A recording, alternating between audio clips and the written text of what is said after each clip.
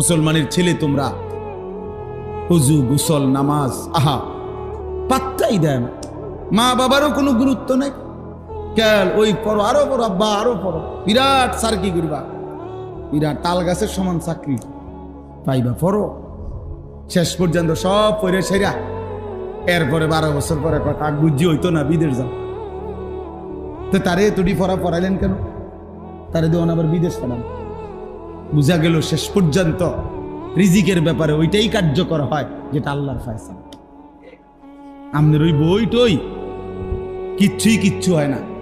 যার রিজিক বাংলাদেশে সে বাংলাদেশেই, যার রিজিক সৌদি আরবে এতে ঠিকই কই জায়গা।